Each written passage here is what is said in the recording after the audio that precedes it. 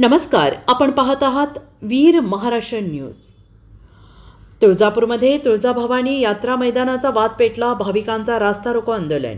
तुळजाभवानी यात्रा मैदानाच्या जागेवरून स्थानिक नागरिक आणि पुजाऱ्यांनी आज सोलापूर धुळे महामार्गावर रास्ता रोको आंदोलन केलं आहे। महाराष्ट्राची कुलस्वामिनी तुळजाभवानी मातेची महाआरती करून या आंदोलनाची सुरुवात करण्यात आली।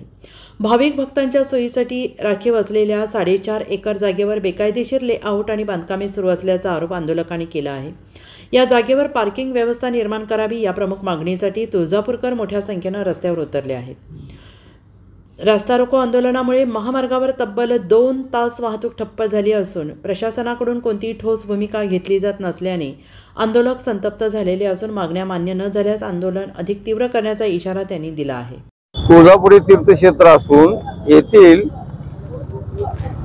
कमानवेस, भवानी मंदिर रोड, झवार गल्ली आणि इतर भाग या भागामध्ये भाविक भक्तांच्या सोयी सुविधांसाठी यात्रा मैदान व कार पार्किंग तसेच सुलभ शौचालय इतर सर्व गोष्टीसाठी 1989 पासून जेव्हा शासनाचे वाहतूक विभागाचे प्रमुख यांनी स्वतः नगर विकास खात्याकडे या ठिकाणी सर्वे करून पार्किंग करणे किती आवश्यक आहे आणि ह्याची किती व्यवस्था झाली पाहिजे यासाठी सर्वांनी त्यावेळेस प्रयत्न केले, परंतु त्या दिवसापासून काही ठराविक लोक म्हणजे जेथील आपली प्रॉपर्टी वाचवण्यासाठी फक्त नगरसेवक होतात आणि ते नगरसेवक झाले की फक्त प्रत्येक वेळेस पक्षदल बदल करून ते आपली प्रॉपर्टी वाचविणे व तिथं कार पार्किंग होऊ नये, भाविक भक्ताची सोय होऊ नये एवढेच पाहतात।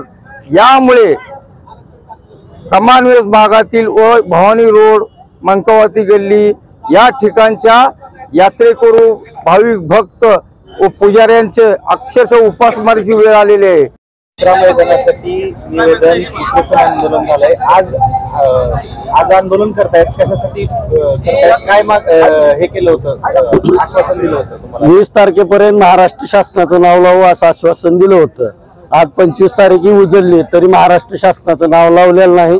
भूखंडाचा श्रीखंड कोणी खाल्ला त्याच्यावरही गुन्हे दाखल झालेले नाहीत। आम्ही त्या 20 तारखेला सांगितलं होतं आम्ही 23-24 तारखेपर्यंत वाट बघू, नाहीतर आम्ही पुढच्या गनिमी काळानं आंदोलन करू। खंड हा माजी नगराध्यक्ष जनशाखा पक्षातून आपली जागा वाचवण्यासाठी राष्ट्रवादी काँग्रेसमध्ये प्रवेश केलता। त्यांना हा भूखंडाचा श्रीखंड यात्रा मैदानाचा खाल्लेला आहे आणि 28 खरेदी बोगस केलेले आहेत। यांनी आतापर्यंत सगळं मी अण्णा हजारे सारखा धुतल्याचा दाखवत होता, पण ह्याचा पर्दाफाश करण्यात आम्हाला 70% यश आलेलं आहे आणि राहिलेलं यश महिन्यात मिळवून दाखवू आणि भाविक भक्तांची सोय करून इथं यात्रा मैदान झाल्याशिवाय आम्ही स्वस्त बसणार नाही। आज काय केलं तुम्ही? आज रस्ता रोको केला। शासनानं आतापर्यंत मागणी आम्हाला सतत आश्वासने दिली, एक शासनाला जाग आणण्यासाठी आज रस्ता रोको केलेला आहे। आज यात्रा मैदानासाठी रस्ता रोको करण्यात आला, त्यावर तुमचं काय मत आहे? नमस्कार, मी तुळजाभवानी तुळजापूरचा पुजारी बाळासाहेब भगवानराव कदम। आजचा विषय असा आहे की मागील 20 वर्षाखाली हे पार्किंगची जागा आरक्षित झालेली आहे, तर त्याच्यावर पाठपुरावा आतापर्यंत काय कोणी केलेलं नाही, लक्ष नाही प्रशासनानं कोणाचं। तर आता परिस्थिती मागीतल्या 10 वर्षात अशी वाढली, प्रत्येक घराघणीच एक 4 व्हीलर गाडी आहे। पहिला आपल्या गल्लीमध्ये इकडे तिकडे गाड्या कशी लावून जमत होतं, तर आता तसं जमत नाही। आता इतकी त्रास व्हायला पार्किंगचा भक्तांसाठी की गाडी 4 पार्किंग, कुणीकडे इकडे एक पार्किंग तिकडे एक पार्किंग, भक्तांचे ड्रायव्हरचा संपर्क होत नाही।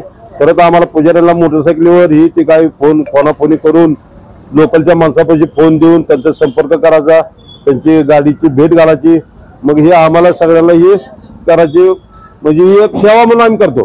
तर विषय असा आहे की ही जी समोर आरक्षित जागा जी पार्किंग आहे इथून मंदिर फक्त 5 मिनिटावर आहे आणि इथं येणारा जे भक्त आहे कमानवेस म्हणजे ही पूर्ण आंध्र, कर्नाटक, गुजरात, MP, पुणे UP चे काय भक्त, ही पूर्ण महाराष्ट्र, तर ह्या मेन इथं कमानवेस देते। त्याच्यामुळे ट्रॅफिकची जागा होण्यासाठी ही आरक्षित केलेली जागा ही प्रशासनाने योग्य निर्णय घेऊन महाराष्ट्र शासनाचं नाव लावून ही पार्किंग करणे महत्वाचं आहे.